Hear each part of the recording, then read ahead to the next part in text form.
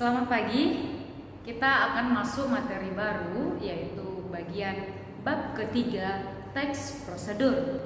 Ambil kata prosedur. Prosedur berarti langkah-langkah. Baiklah, pengertian teks prosedur.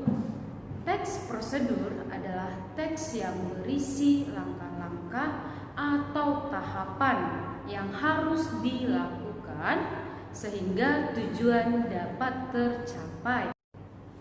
Selanjutnya, kita perlu perhatikan dari ciri umum teks prosedur. Ciri umumnya yang pertama yaitu memiliki langkah-langkah. Langkah-langkah di sini sama dengan poin-poin yang harus ada di dalam teks prosedur sehingga tahapan yang dimaksudkan dalam pengertian tadi dapat tercapai. Nah, poin-poin yang di sini harus disusun juga secara sistematis. Nah, selanjutnya ciri umumnya menggunakan kalimat perintah atau kalau kamu temukan dikatakan kalimat imperatif sama dengan kalimat perintah. Ciri kalimat perintah yang pertama, jika dilihat dari segi lisan, maka nada di akhir akan semakin meningkat. Contoh, tutup pintu itu. Nah, bagian terakhir semakin meningkat kan? Itulah dia ciri pertama. Nah, yang kedua, jika tertulis maka ditandai dengan menggunakan tanda seru di bagian akhir kata atau kalimat. Apabila menggunakan tanda seru berarti menjelaskan kalimat perintahnya harus kamu lakukan.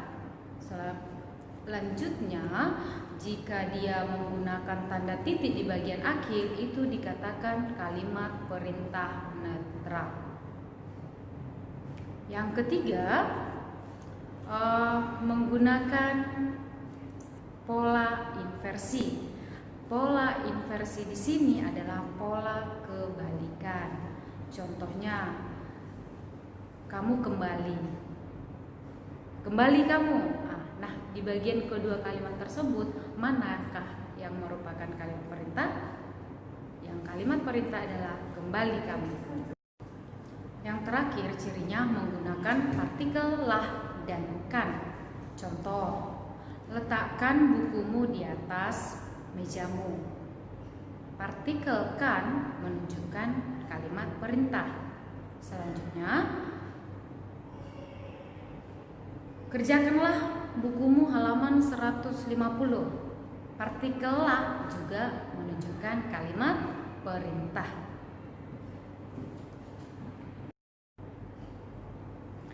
Ciri berikutnya yang ketiga yaitu menggunakan kalimat saran.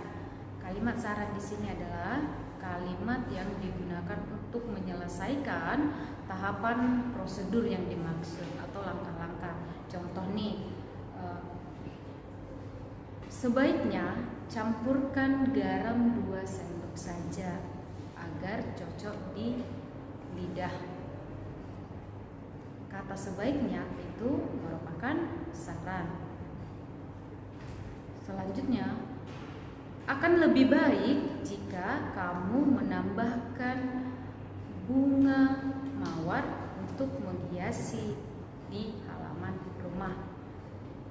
Kata lebih baik itu juga menggunakan saran. Dan yang terakhir adalah menggunakan kalimat larangan. Dari kata atau kalimat larangan boleh kamu buat contohnya. 1, jangan. Dan yang kedua, tidak boleh. Kalau diambilkan contoh ke dalam tahapan prosedur, ketika ada langkah-langkah boleh kalimatnya seperti ini. Jangan campurkan adonan dengan santan. Kata jangan itu dilarang ya, itu berarti melarang kamu, tidak boleh. Baiklah, kita akan membahas struktur teks prosedur. struktur teks prosedur di sini, yang pertama tujuan, yang kedua alat dan bahan, yang ketiga langkah-langkah. Kita bahas dari tujuan. Cara membuat nasi goreng. Dari judul tersebut itu sudah merupakan tujuan. Yang kedua, alat dan bahan. Perbedaan alat dan bahan yaitu yang pertama, kalau alat itu adalah perkakas-perkakas yang kamu gunakan saat membuat nasi goreng. Nah, kalau bahannya